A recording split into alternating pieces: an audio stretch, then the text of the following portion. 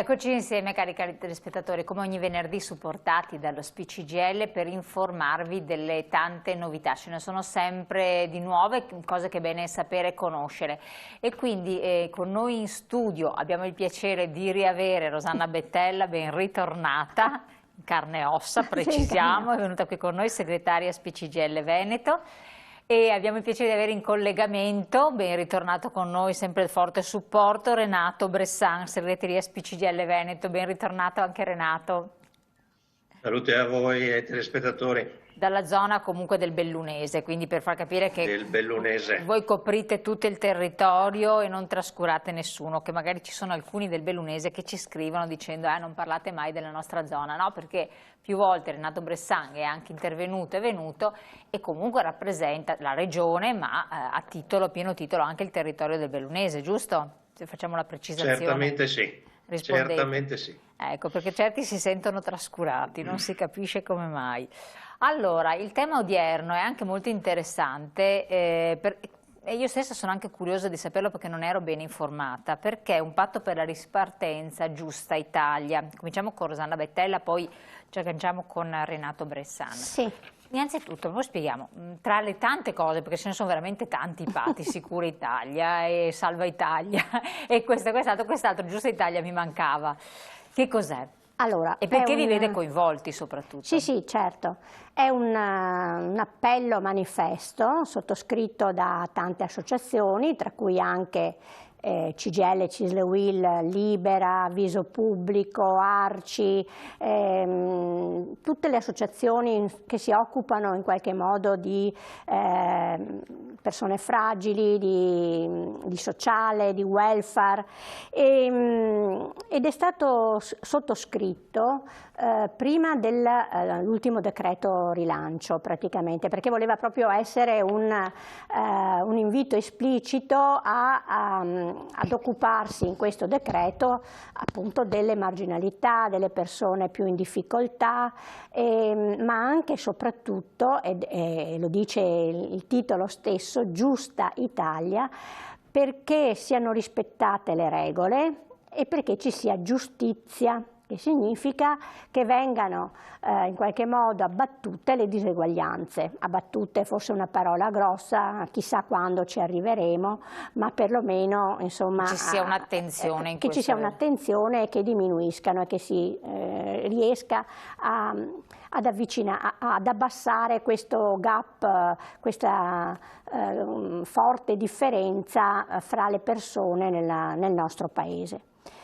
Giusta perché appunto giustizia, perché quando c'è una situazione così drammatica come quella che abbiamo vissuto in questi mesi, quando c'è bisogno di rispondere in termini di risorse economiche da parte di uno Stato e non solo, ma anche dell'Europa e quant'altro, sappiamo che l'illegalità e la criminalità organizzata sono assolutamente in agguato e quindi bisogna stare molto molto attenti rispetto alle risorse economiche che vengono messe in campo, perché solo con i decreti Cura Italia e rilancio si parla di 80 miliardi di euro, no? in campo rispetto alle tematiche, a come ripartire in questo Paese e aver risposto alla chiusura, no? Al lockdown che c'è stato, quindi alla chiusura delle aziende, delle imprese,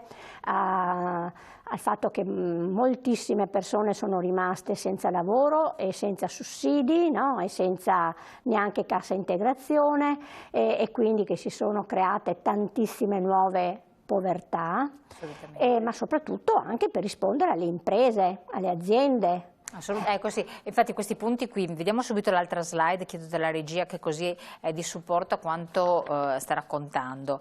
18 proposte, sì, non sono poche. Non sono poche e praticamente si occupano in particolar modo, sono 7 punti, 7 proposte specifiche per i diritti sociali, per rispondere in termini di diritti sociali. Ce ne sono 8 che invece si occupano degli appalti, perché in questa ripartenza, insomma, con tutte le risorse appunto messe a disposizione, poi queste soprattutto anche dall'Europa, ci sarà una ripresa di lavori a tutti i livelli, no? Anche solo pensiamo alla sanità, no? A quanto dobbiamo implementare sul territorio i servizi e quindi quanto bisognerà investire, ma poi soprattutto riguardo a sovrastrutture, infrastrutture e quant'altro, quindi ben 8 misure sugli appalti e 3 sugli aiuti alle imprese. Allora, alcune risposte sono già state date con l'ultimo decreto rilancio, alcune sono state assolutamente insufficienti e il gruppo di associazioni che ha fatto questo appello, questo manifesto, già l'hanno denunciato molto chiaramente. E altre si spera che vengano realizzate, certo. insomma, messe ecco, in fermo campo. un attimo, perché proprio è bello, anche, cioè bello, è interessante con la slide che abbiamo messo in onda, leggerla un attimo, così anche i nostri telespettatori focalizzano. Sì. Punto primo, rischio, quindi si sta attenti al rischio elevato di infiltrazioni mafiose e malavitose in tutto il tessuto economico produttivo. Questo ecco. perché? Perché le banche magari ritardano, prolungano questi benedetti finanziamenti richiesti, anche i più piccoli dove ce n'è proprio certo. bisogno, perché poi l'imprenditore ha bisogno di liquidità perché a sua volta deve pagare i dipendenti, quindi la catena di Sant'Antonio, può rischiare di finire in giri strani che magari gli forniscono. Sì, abbiamo già letto sui giornali, no? di questi tentativi della malavita di insinuarsi in questo momento, no? E quindi fare proposte allettanti alle persone in difficoltà, no? Con prestiti, soprattutto alle aziende, alle imprese, diciamo, no? Con prestiti e che sappiamo essere di denaro, riciclaggio di denaro, certo, sporco in quant'altro, e poi soprattutto questi prestiti poi diventano usura con tassi elevatissimi di... Certo, sì, uno cade dentro in questo vortice e fa una fatica incredibile ad uscirne. E quindi bisogna veramente, noi chiediamo la massima allerta e la massima attenzione alle istituzioni, agli enti, ma anche alle persone stesse.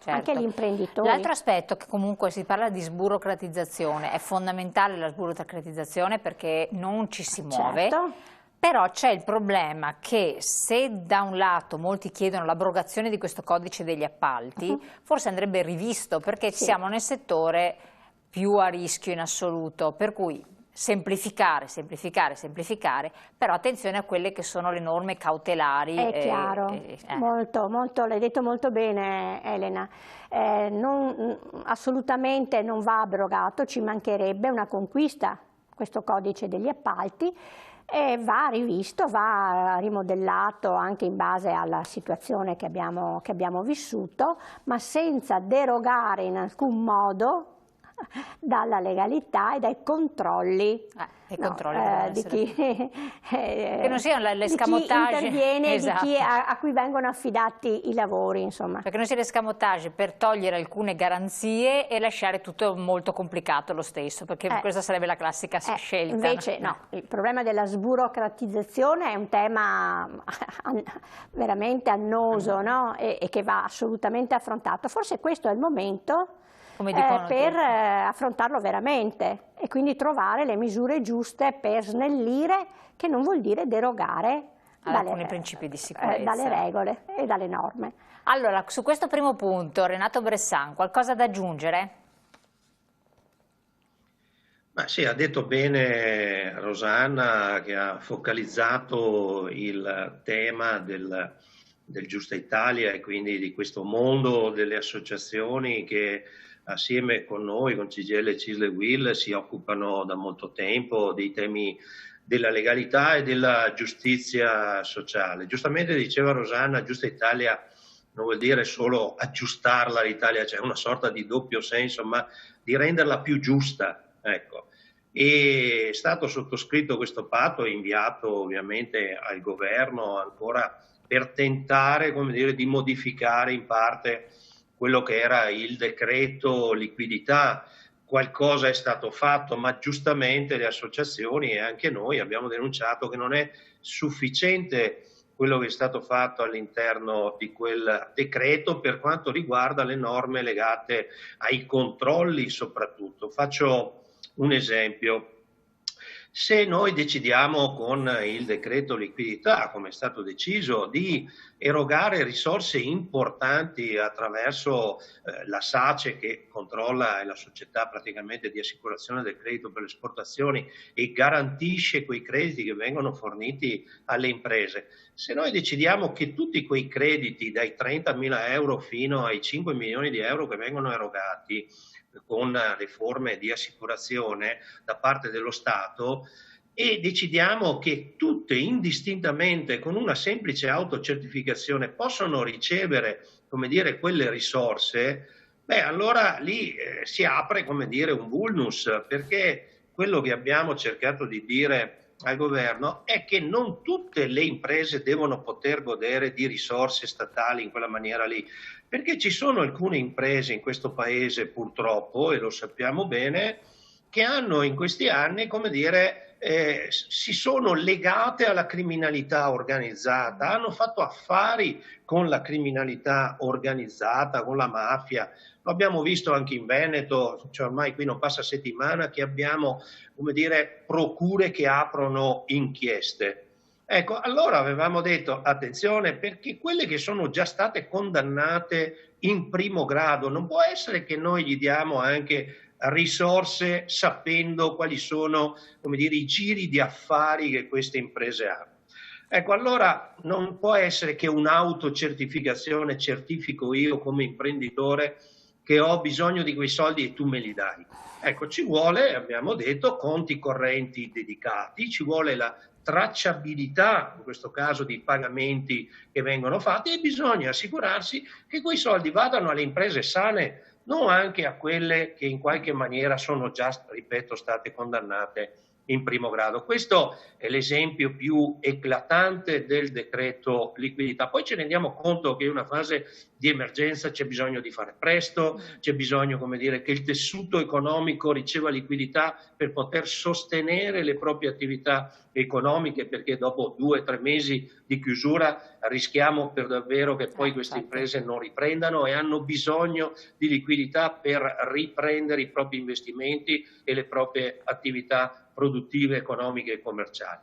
Però abbiamo detto attenzione, perché fare presto e bene non vuol dire che noi deroghiamo, come diceva giustamente Rosanna, dalle leggi, dalle norme, dai controlli, perché purtroppo la piaga della criminalità la conosciamo in questo paese qui, è vasta, non riguarda solo una parte del paese, perché ormai ce l'hanno spiegato sì, in tutti i toni, in tutti i modi. Anche la Direzione Nazionale Antimafia è intervenuta su questa questione. Federico Cafiero De Rao ha avuto modo, il presidente dell'Associazione Nazionale Antimafia, ha avuto modo di intervenire su questa questione dicendo anche loro: guardate, state attenti, perché, come dire, sappiamo che c'è un pezzo, come dire, di imprenditoria che non spetta altro l'emergenza, che non spetta altro il terremoto, che non spetta altro l'alluvione per fare affari mafiosi, loschi, e sappiamo, come dire, poi tra l'altro anche evadendo le tasse, eccetera, eccetera. Ecco, allora, come dire, noi dobbiamo per davvero chiedere ancora al governo, e su questo non molliamo, assieme con queste tante associazioni, da Libera contro le mafie, da Avviso Pubblico, Arci, eccetera, eccetera, continuiamo a insistere col governo perché ci siano maggiori controlli. Perfetto, analizziamo adesso punto per punto, sempre con Rosanna, poi daremo ancora la parola a Renato, poi abbiamo la pubblicità che incombe, quindi pubblicità.